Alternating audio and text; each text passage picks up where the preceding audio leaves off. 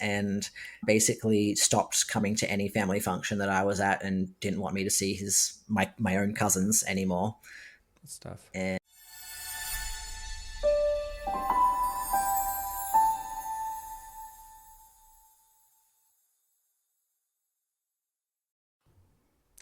Hello and welcome back to another episode of Queerprenuers Unleashed. I'm your host, Dustyn Baulkham, pronouns he, him, and I'm currently on the traditional ancestral territory of the Okanagan Silk people. And thrilled today to welcome Dibs. Thanks for being here. thank you for having me. Yeah, it's great. I know we chatted a while ago and you just finished a big kind of cross-country journey. I think as you're aware, I like to start off and get to know people a little bit better. So maybe, tell us a bit about yourself and your identity. Yeah. So I am 29 years old. I identify as transmasculine, non-binary. I use any pronouns at the moment. I used to just go by they, them, but I'm at that point where I like to see what people use. Yeah, I've been on and off hormones for a while, and I like being surprised at how people refer to me. I'm originally from Australia, moved to Canada about 5 years ago, and I really love animals. I love working out, and I love playing instruments and going to cute community shows. Love it.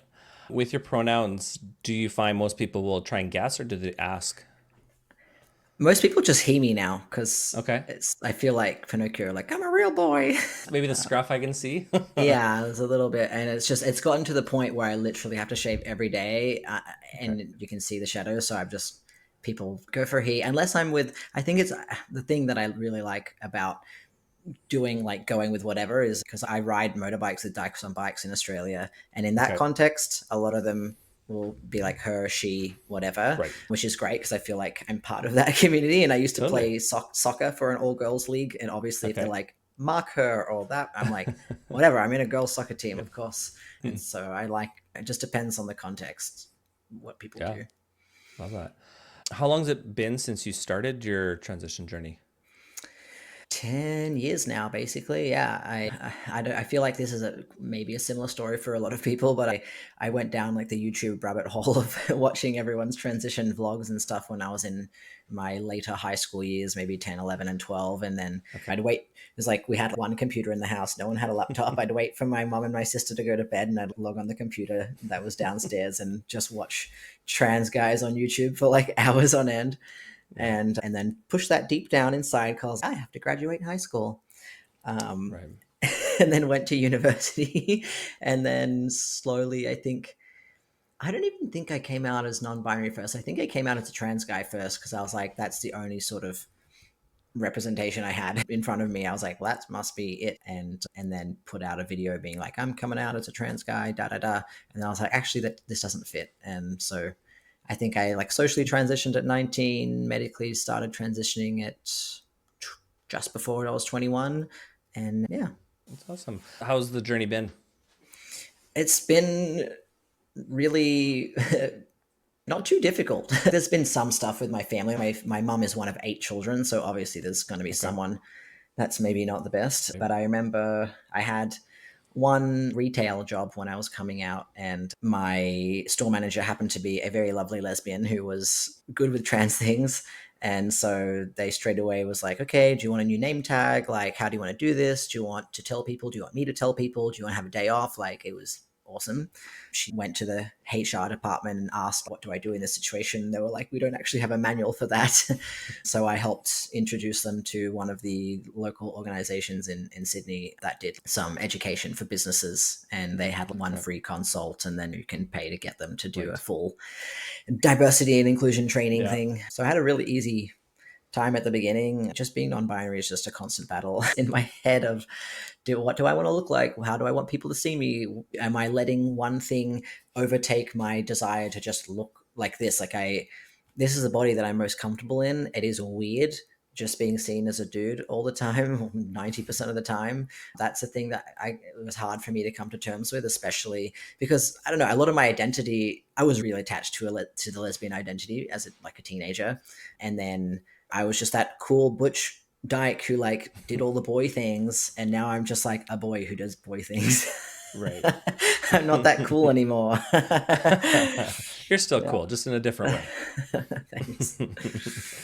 Yeah, it's good. And that's, I think, I remember when I did some diverse training years ago, and I used to be in corporate, like I worked in banking for a while. And that was one of the key messages, is just ask people how you can support them. Don't make assumptions on Hmm. they're going to do it, they want you to do it. Just ask them. That's the best way that you can Hmm. support them on the journey in Yeah. a respectful way, right?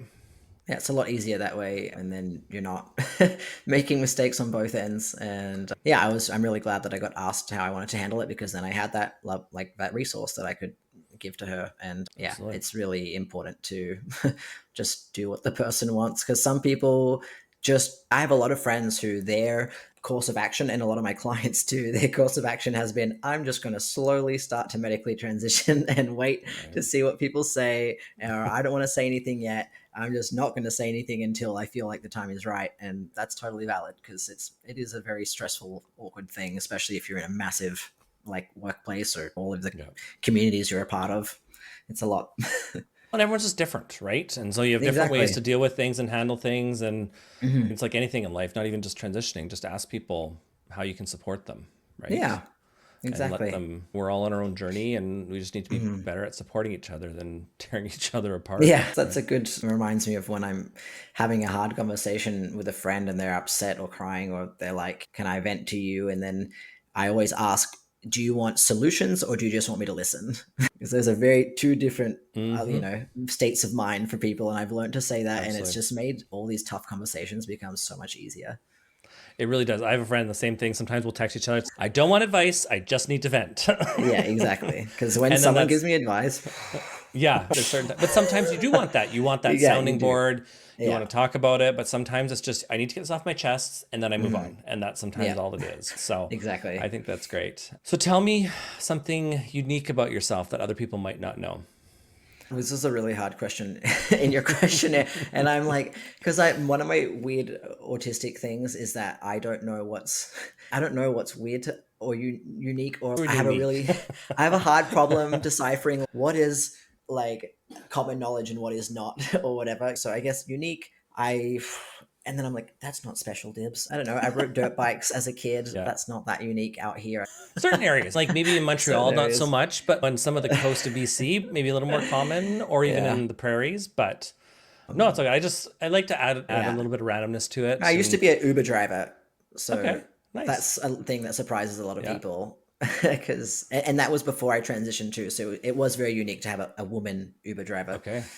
Yeah. There you go. I think it's a good opportunity to move into the business side of the discussion because it is relevant to your identity and your journey, right? And so maybe you Hmm. can tell people a bit more about what you do.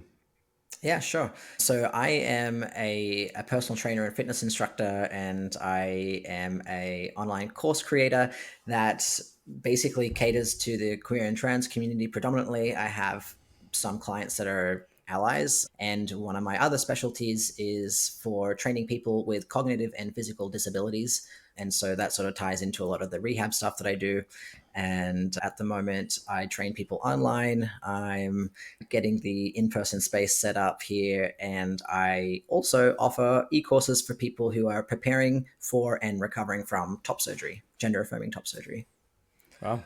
There's lots there, but I mean, it's all relative and Yes. related, right? How did you start doing this? Basically, I always wanted a job that kept myself active, and I have ADHD as well. And then I'm like the combined type, like half inattentive, half just always jittering my leg or whatever. And yeah, I played a bunch of sports growing up, tried everything, and I did a fitness sort of challenge when I was in my late teens that I really enjoyed. It was a bit, looking back at it now, it was very toxic. It was not healthy at all. But the training part I enjoyed. The intensity of it could have been like reeled back a little bit. And yeah, I don't know. I became friends with the coach that I basically saw 5 days a week. It was like this really intense boot camp thing. And yeah, I asked her where she got her certificate. And I was like, okay, this is what I want to do.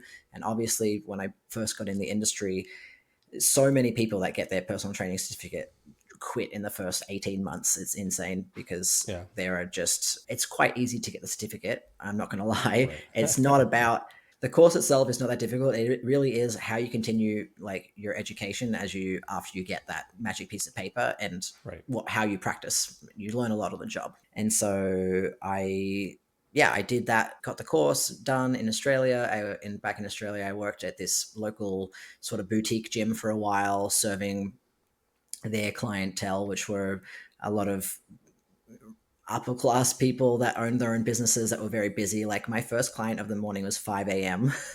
and these people were very Yeah. business type people, very busy.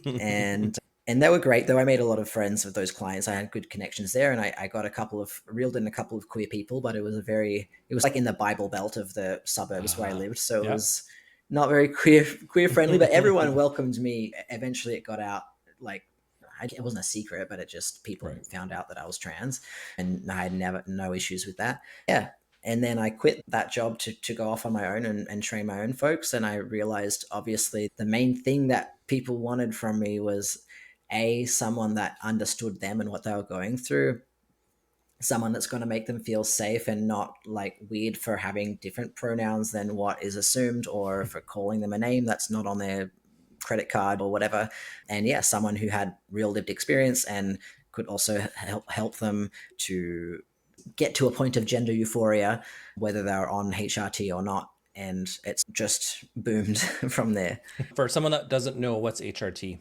Hormone replacement therapy. Yeah. Thank you. So when someone takes testosterone or Right. estrogen. Yeah. I just like to always like certain that we all, especially within the queer community, will often use, there's different acronyms we use and whatnot. Yeah. And some of us know and some of us don't. And so I don't like to assume that people listening Yeah. will know. So I just want to make sure we Sure. cover that off. So I know you mentioned there you didn't experience any real discrimination when you first were coming out as trans there. But curious if along your journey, or since that time, if you've experienced any discrimination or biases for being trans or non-binary. There's been a few small micro things here and there. The biggest thing that comes to mind is just a really horrible experience at the, because I was immigrating to Canada, I had to get like a health exam, and I had to go to this medical clinic and get my bloods done and check my eyes and blah blah blah to make sure I was not a strain on the Canadian healthcare system, or that would be terrible. And so the medical center that I went to, the doctor was chatting to me, and he was being real friendly and chummy, and then he asked me to take my shirt off so he could listen to my heartbeat, put the stethoscope language, put the stethoscope on my chest. And yeah, he just stopped what he was doing, and he dragged his old man finger across my chest, or my scar lines, my top surgery scar lines, and was like, "What's this?" I told him, "Oh, I had a double mastectomy." And he just went on this big rant about how I'm going against what God wants, and it started talking about religion in the medical center and how I shouldn't fight nature. And I normally, if someone says that at that point, at this point in my transition, I would be very comfortable and confident to just give them a mouthful and be on my way. But I was like, this man literally holds the key to my immigration. So I'm just going to be quiet and just wait for him to let me leave and sign the paper. Yeah. Little stuff like that happens quite often to my friends, which is really sad. And when you get a new doctor, you never know what you're going to get. When someone's in a position of power, it can be quite horrific. And this is like in a city, which is known for trans people. It's like where all the surgeries happen in Canada. So it was a shock in that way. And the other thing that comes to mind is shortly after I started my medical transition, my uncle, one of my uncles, called my mum and had a rant at her and said, "I don't want my kids growing up thinking it's normal for boys to have a vagina and for girls to have a penis," and basically stopped coming to any family function that I was at and didn't want me to see my own cousins anymore. Good stuff. And yeah, I've had those things. When I tell people I haven't really experienced much discrimination, I'm like, okay, those things are crappy, but I just know so many terrible stories that, in comparison to the world around me and what other people have gone through, I'm just grateful that those are my worst stories. Yeah. Yeah, and that's it right there. Some real horror stories out there. And I appreciate you sharing your stories, because I'm sure it's not easy reliving some of that, and it's tough. But yeah, is there anything, I don't want to just move on from that. If there's anything else you wanted to share, I'm not trying to dig into anything else here, but if there's anything else you want to share before we talk more on the business, and it's okay if there's nothing else, but. Yeah, no, I think I think, like I said, I'm quite lucky, and those experiences definitely don't outnumber the really positive ones that I've had. For example, I'd Yeah. like to share a happy story just to Yeah, segue sure. into Let's the do it. next good part. Yeah. Like in Montreal, there's a wait list to get a family doctor, just like in most Canadian cities. And there's this number that you can call once you apply to be on the wait list, where a nurse will call you, or yeah, you call the number and you speak to a nurse, and they reassess your position in line. And if you've got a bunch of stuff that's wrong with you, if you need a lot of reoccurring care, Okay. medical appointments, updates on scripts, your position could go up. And Okay. then they warn you, if you do have this phone call, your position could get lowered if there's nothing that you need a doctor for. Make Yeah. sure you Okay. really need this phone call. And Yeah. so I was like, I have a lot of things that need regular checks. And I was like, let's just give it a go. And so I jumped on the phone. I had a lovely neighbor come and translate for me just in case. And lucky she came over, because the Yeah. nurse, my French is not good enough for medical stuff. And the nurse, she was much more comfortable having the translator. But she ended Right. up being a lovely mother of a young trans person that started this new list in Montreal for people to be on if they are trans or gender diverse, to have a doctor that specialized in that care. And that list is a little bit smaller, obviously. Okay. And so she told me about this list. I got put on the list, and then it was like only a few months before I got my doctor, whereas people That's usually have to awesome. wait like 6 to 8 years. So Oh, wow. Okay. it's really cool sometimes Yeah. to be out, to be able to be out comfortably, and then have someone be like, okay, I have this resource for you, how about that? And Right. that was just Yeah. like made my year basically, having that chat with her. Totally. Yeah. That's awesome. Yeah, it's nice when you have those situations, right? Sometimes being part of the queer community can be an asset in that regard Yeah. in different ways. Yeah, So, exactly. so in your journey, in your entrepreneurial journey, what would you say has been one of your biggest challenges? I'm gonna say the marketing, definitely marketing. It's something that I've struggled with since day one. And I'm talking about like literally every avenue here, like the postering, the social media posts, the word of mouth, the ads, everything is really just not. I feel like I'm like, I understand the concept of this and the art of it, but why isn't it working? I don't know. And it's so hard to wrangle queers. Oh my goodness. To get a group like Okay.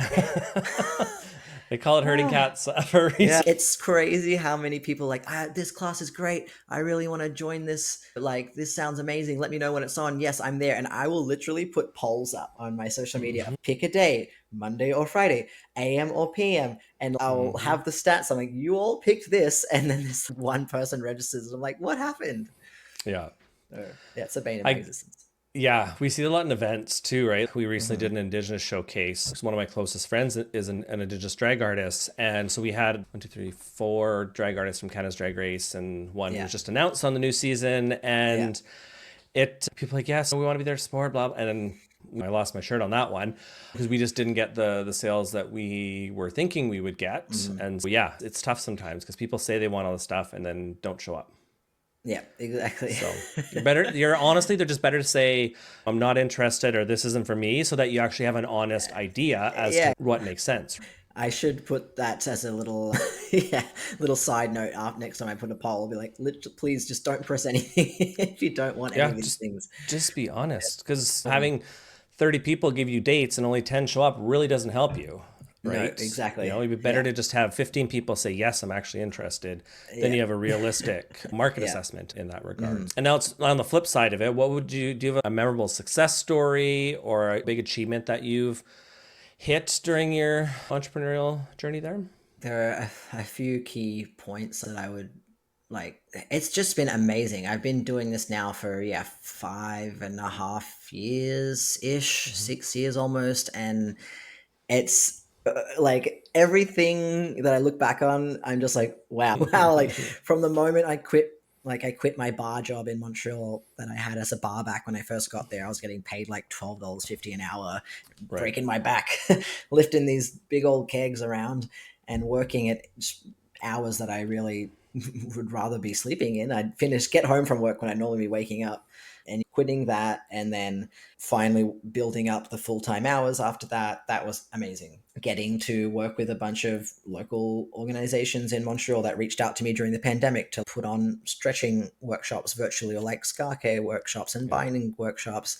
I recently had a client that was recommended to me by their physiotherapist, who I didn't even know this physiotherapist. So it's cool to be being Amazing. recommended to by Yeah. like medical professionals or know about me and recommending me. And this client had severe agoraphobia. And after they did the program that I gave them for about a year, they started leaving the house so much more, and they actually came to a few group classes just before I left Montreal. And Yeah.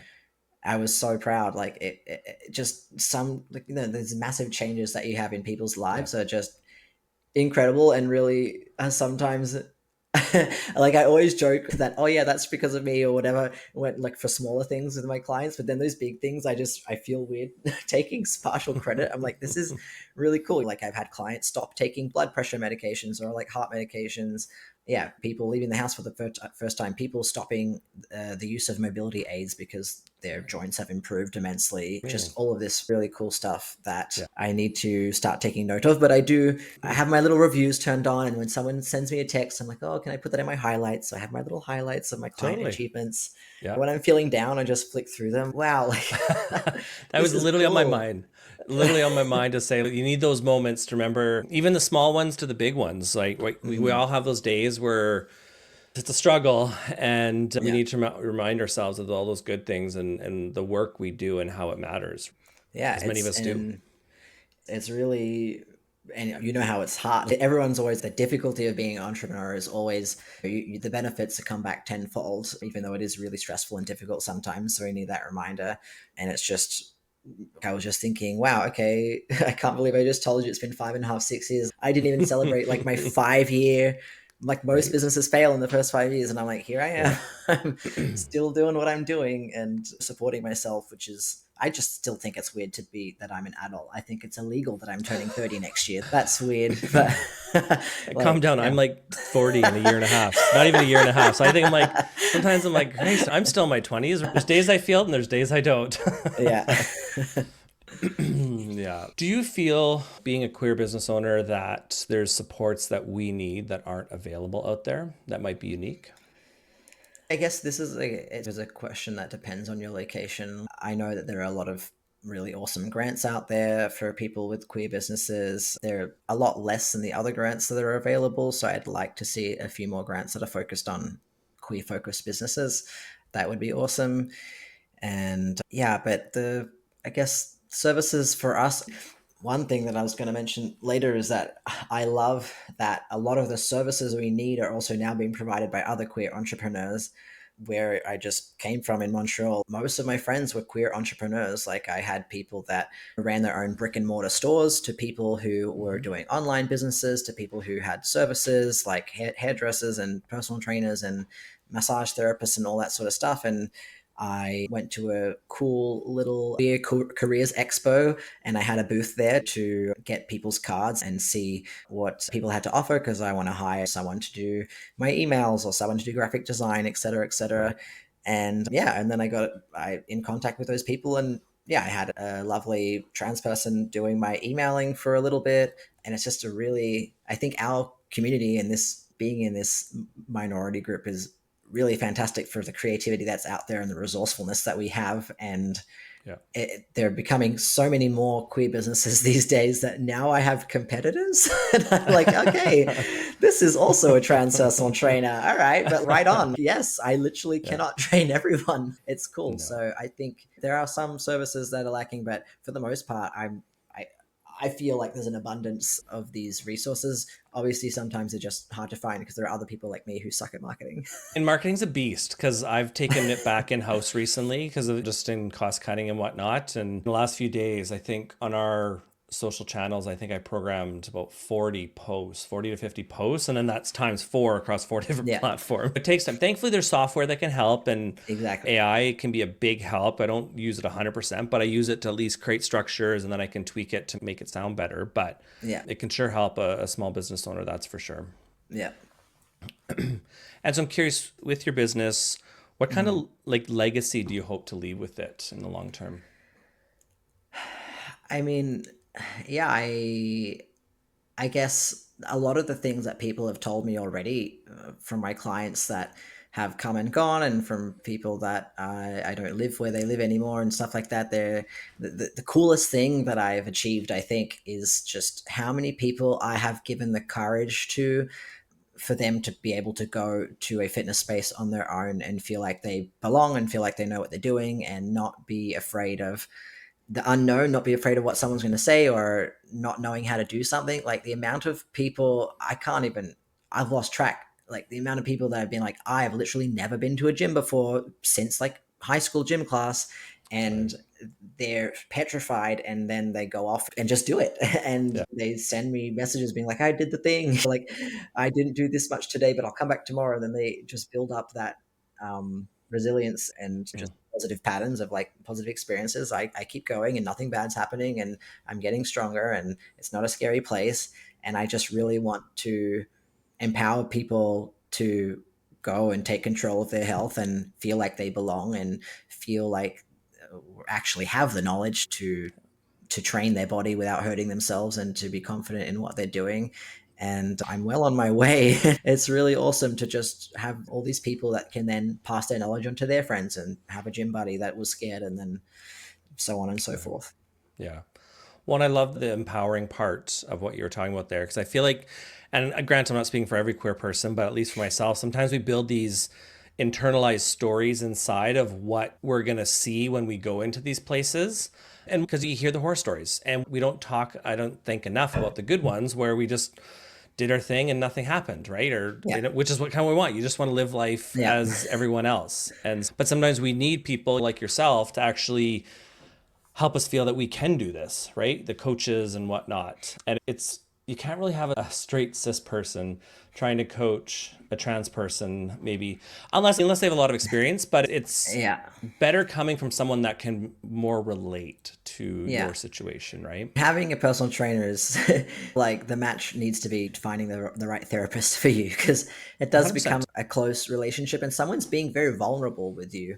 And it's really, I've had a couple of trainers, coaches for me in the past, and they've all been like straight dudes, and I've never really vibed with a lot of them, and it Okay. hasn't lasted that long. And I think it makes a massive difference having someone see you for who you are and Absolutely. understand what's going on and have like real empathy for your struggles. And people, especially people who are having a surgery or who have had very specific injuries, they find a lot of relief in talking to someone who's had that experience before and being like, okay, this is, I'm feeling this, or this happened to mine, or my scar looks like this, or my swelling looks like that. Did that happen to you? And those like real life experiences really soothe a lot of people, to have someone that's not just this fake medical professional that's, oh yeah, that's fine, or I'm pretending they know what they're talking about. But it's, no, I literally lived through this. Yeah.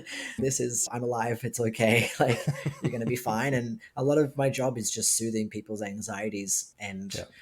yeah, it's, I think it's really important to have someone that you obviously trust to be your Yeah. coach.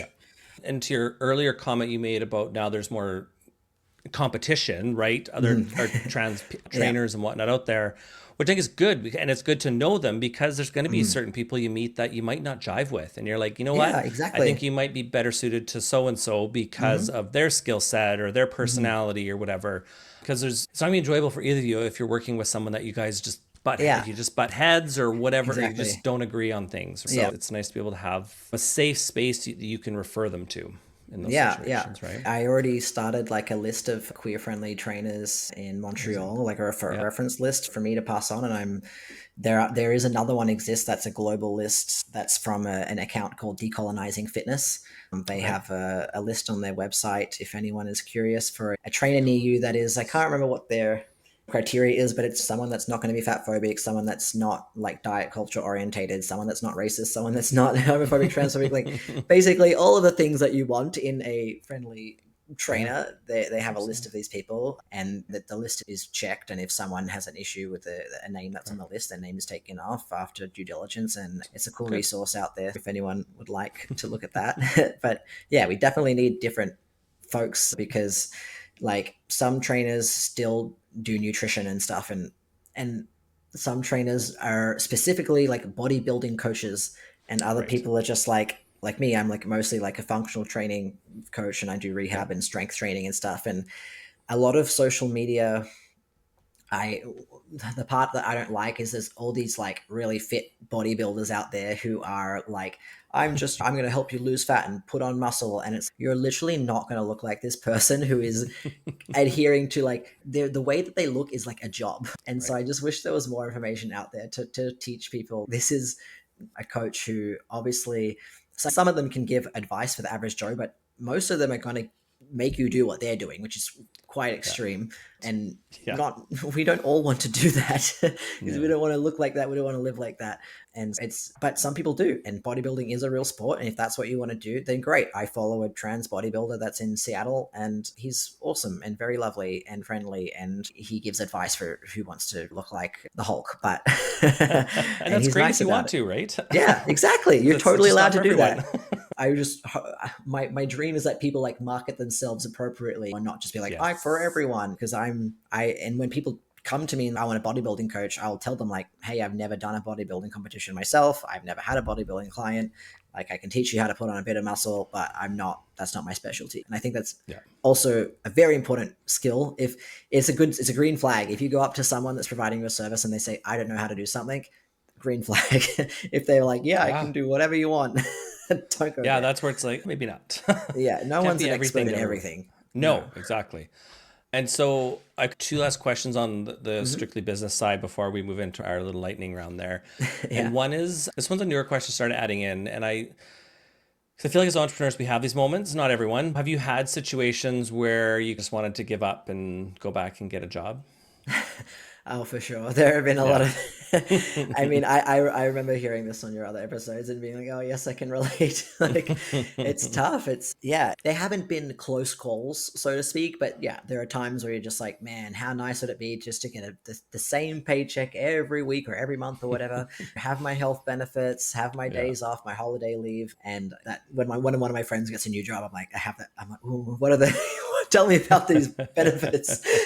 But then Right? I look back on my own life and I'm like, people are like amazed at all the things that I've done and like the trips that I take, and I can work from anywhere, and I take days off when I want, and sometimes I do work when I'm sick because I work online, and I'm Of like, course. I can't really afford to not do this now because I took that big vacation or whatever, or have that big vacation coming up. Yeah. That flexibility is just something that I really don't want to give up, as it would take a lot for me to give that up. And especially I have a senior dog, and getting to spend a lot of time with him during his final years are a blessing. And yeah, it's just a lifestyle that we love, and it is not for everyone, that's true, No, it really. but yeah, I'm super stoked at what I got going on, and Yeah. I'm very proud. Yeah. I love it. And how would you define success in your business? What does it look like for you to be successful? I mean, there are my markers, and then there are what I want for my clients. I guess for me to be successful, I want to live a life where I get to go outside and do things, and I'm not glued to a desk, and have not work too much. Because if you build your business doing that 50 hours a week thing, it's going to be hard to be like, oh, I'm just doing this at the beginning and then I'll drop off, because then everything relies on you Yeah. working 50 hours a week. Success for me is like having good boundaries of work hours, because I've been bad at that in the past. Having a life outside of work. Work is my passion and work is my life. When people ask me questions like, oh, do you mind? This is a work question. We were on the dance floor many times. People are like, I know that you're not working right now. It's fine. Like, I'm Entrepreneurs are passionate about always it. Yeah. working, let's be honest, Yeah, right? exactly. I got to give out my cards everywhere. But yeah, so that's success for me. Success for Love my it. on the client side of things is people feeling comfortable in their own skin, and people feeling confident and comfortable to go off without me. And then they send me cute little selfies after they've come back from the gym, and they're like, look at my pump. Yeah. I used a new piece of equipment that I haven't used, or I reached my plank of 2 minutes, or I did my first 10 push-ups on my toes. Like, whatever it is, I'm just stoked when people are sharing their wins with me. Like, Yeah. it's the best part of my day when I get a message from a client that's, look at this cool thing I did. So as long as those messages keep rolling in, that's success for me. Love it. That looks great. Okay, I'm going to switch to our lightning round, get to know you a little bit Okay. more. So, dinner at a fancy. I was going to preface it, but I'm like, we talked about it. I know. You've Let's do listened to the it. podcast. Yeah. Dinner at a fancy restaurant or a home cooked meal? Home cooked meal. Multiple short vacations in a year or one long vacation? One long. Okay. I think you might actually be the first person that's picked that most or multiple short. I love it. That's why I do this, because you get to know different sides of people, right? Mexico or Hawaii? Hawaii. Okay. Would you rather go out and watch a movie or watch live music? Live music. Okay. How about Spain or Portugal? Portugal. Okay. I always like to throw different cities into the mixes depending on where. Yeah. Now that I'm starting to like branch out virtually, I just like to play off different ones. Because when it was all people in Kelowna, I'd be like Vancouver, Victoria, which I'll still ask. So Vancouver, Victoria. Victoria. Okay. How about Vancouver or Toronto? Oh. Just you're gonna go Toronto. somewhere. Okay. No, fair enough. Toronto. Everyone has their preferences. Are you an early riser or would you rather sleep in? Early riser.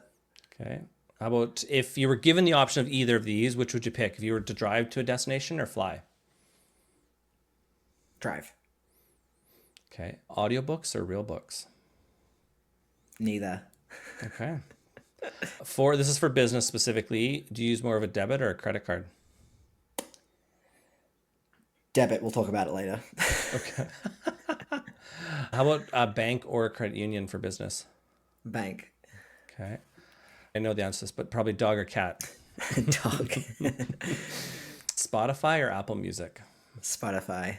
Okay. Do you like popcorn? Yes. Okay. I just find with people that love it or hate it. I love it. Love and I it. make really good popcorn. Does pineapple belong on a pizza? Yes, sorry. It does. No, that's okay. Honestly, I probably get more yeses than no's. So Yeah. I'm the one that's not normal in that aspect. And so for the next couple, just some short answers. Like your favorite type of music. I am that asshole. I love everything from country to rock to. But the thing that I listen to most is probably techno house. Okay. Perfect. Favorite time of the year? Springtime. Me too. What is your favorite place to travel for vacation? Home to Australia for sure. Okay. Love it. I was there when I was like 18 and wasn't fully out yet. So I've been like, it's been calling me, not as much lately, but I need to go back now that I'm like out and You missed the much big older. one last year was World Pride. I don't even know if happened? I'd want to go specifically for Pride. I've No? organized Kelowna Pride for so many years and been like last summer, I think I did 11 Pride festivals running our merch Okay. tent. So I'm okay No, going thank during you. non-Pride season when everything's like also a lot cheaper and chiller. Yes, true. That's true. So Yeah. yeah. Go whenever. It's great. It's great all the time. Yeah. Any It city. is. Absolutely. So I have some kind of like closing thoughts, but you made a comment you wanted to talk about. I think it was the debit or credit card point, right? The funny thing about me is I don't believe in credit cards, and I've gotten the ones that come with opening a bank account, and I've never used them. I've never used a credit card in my life, which obviously is hard for some things that only let you use a credit card. So I've used someone else's and I've paid them back with my debit card. But there is a great documentary on Netflix about credit cards. I think it's one of the Explained series episodes Oh, okay. about the messed up sort of beginnings of the credit card and how it's a silly thing, and so my life is hard, and I'm about to cave. I don't know, maybe in my 30s I'll get one, but I've never used one. Especially software, I find is a hard thing to not have a card for. And Yeah. you can do secured ones, so it's not really like you're almost prepaying it, right? To if you don't want to, or even just get a prepaid card that you keep reloading. Is Yeah, another I way have if a you don't prepaid wanna- card, which Okay. I love, but when I stayed at a hotel during my trip, and they were like, "This is against our policy to take these," and I was like, "Take it," and he did. So, Yeah. You're still going to put a hold on my money, so I can't use it. like, I literally gave you all of this money. Like, you want more? Like, I'm not a rock Yeah. star. I'm not going to throw a TV know. out the window. Exactly. Anyway, Okay, so some kind of final closing thoughts is how do you handle work-life balance and self-care as an entrepreneur? I think the key to it is obviously sticking to your parameters of your work hours, and understanding that flexibility is great, and everyone has different work hours. Like, some people thrive at night and some people thrive in the morning. Some people thrive in a split shift. Like, I've traditionally, my job, especially when I was doing mostly in-person training, like that the nature of the job is to do a split shift. You do your 6 to 11 or whatever, and then you go back in the afternoon. And I did it for a long time just because I had to. Did I thrive on it? Heck no. Like, I was always so discombobulated in the middle of the day, and like, it was really hard to then switch off later. So now I'm trying to do just a morning stint and then an early finish. And Okay. so I think knowing the way that your brain works helps a lot, and when you're the most productive.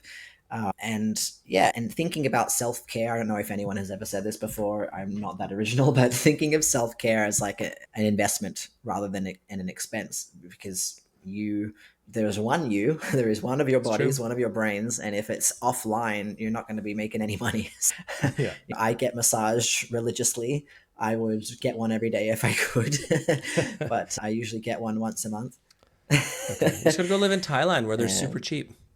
exactly, I that is on the list of holiday Yeah. destinations. I almost went last year, Go. but I should It's go so next good. summer. Yeah, it's on Yeah. the list. So massaged all the time, and Yeah. my haircuts. You want to look good. You feel more confident when you're meeting people. So I get to try and get a haircut every 3 weeks. I haven't had one in 6 because I just moved here, so Find a I'm new ready for stylist. one. Or... Yes, I found my lucky person. I just need to get off. Ah. They're not on the island, so I need to take the ferry to go Oh, and see them. Maybe 3 months from now, you'll see that I just start doing the this. the I'm not joys of bothered. island life, right? Yeah. Yeah. So there's my tips. Know That's yourself great. and investments of self care. Beautiful. Yeah. Do you have any favorite books, podcasts, or mentors that have inspired you along the way?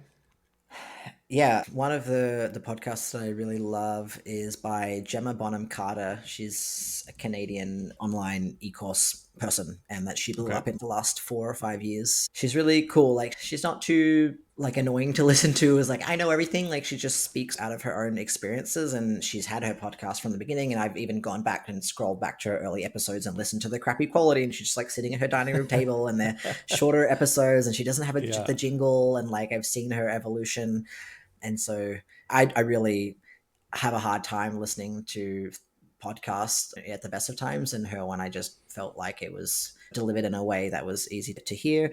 And some other like role models for me are pretty much like I was saying earlier, the people in Montreal who I've become friends with who have done their own thing. Like my best friend in Montreal is my barber, and they work at a store called Haircuts for Anyone, and they're booked out like a month or two in advance as the Yeah. trans barber, and they do long hair as well, and they're Okay. learning to do beards. And then I have my other friend Renee Yoxon that is a trans voice coach, and Okay. they have courses about changing your voice to fit your gender, and they also run courses to train other voice teachers to teach trans people like in a more specific way, so they can have trans clients who want to either change their voice, their speaking voice, or their singing voice. And these people are just amazing humans. They're my friends, and Okay. their businesses just, I'm always super impressed at how professional they are with such a small budget and like a no team at all, basically. And yeah, it's just these little people who started this thing and didn't come from money. They don't have investors or whatever. They're just, I have Right. a lot of cool friends that have done really sweet things that they keep me going. I'm like, if they can do it, I can do it. Sometimes you need that, right? It's not Mm, competition, but you see them doing it and it makes you want to do more. So it's, exactly. yeah, I know exactly Yeah. what you mean there. And with that, what if there's a queer individual that's considering entrepreneurship, what advice would you give them? I would say chase your gut, do what your gut tells you, because life is really short, and obviously make smart decisions. Yeah. Don't quit your day job if you've got nothing to fall back onto. Like, I was in a very privileged position that I had a partner at the time that Okay. had a decent job, and we were living in a tiny shoebox in Montreal that our rent was like 500 each or not even. And they were like, just quit your day job, concentrate on your business. If you need me to pay more than half the bills, I will. And it didn't even need to come to that, because it just, everything blew up. Make smart decisions, but chase your dreams. Keep, literally visualize it. I know it's a silly, some people think visualization is silly, but it really, this is what I want to do. Just think about it, write it down. Yeah. Writing helps. And just go for it. Just go for it. I always tell people, follow your gut. Your gut's never wrong. Because when I don't follow Yeah. my gut is when I go the Yeah. wrong direction. Exactly. I'm like, no, this Yeah. is not feeling right for me. Yeah. So no, I'm with you 100% on that. Can you tell people where they can find you? Yes, you can find me at Dibs, DIBS _ PT on Instagram. I'm at Dibs Fitness on Facebook and TikTok and YouTube. My website is dibsfitness.com. You can find out about my courses, and I also have apparel. There's my hoodie there. I've saw the brain keep popping up, and so I meant to ask you at some point. So Brains with the indeed. Dibs Fitness on the back. nice. That's beautiful. Yeah. Oh, Sorry. Oh, that is my Spotify. Oh, I didn't actually hear it. So I was like, I could tell something happened, but I didn't know what. Oh yes, you can't hear. Yeah, the mic didn't pick My it up. Spotify turned on. Oh, there you go. But yeah, I sell hoodies, t-shirts, and they're all my original designs, and they're very cute. So you should get one. Yeah. And I gotta get a little bit more updated, but in the podcast, we're trying to add more of the links so people can find as well versus just saying it because obviously people just listen to it, but all of that stuff. So yeah, is there anything else that we didn't touch on that you wanted to touch on?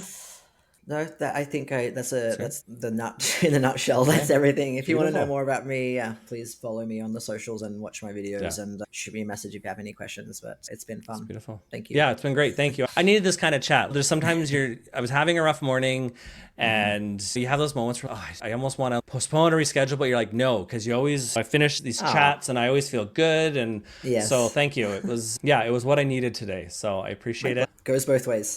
Thank you. And hopefully at some point we get to meet in person, whether it's Island or whatever. But yeah, I really appreciate you being on the podcast and I look forward to seeing you online doing great things. Thank you very much for having me. Perfect. Thank you.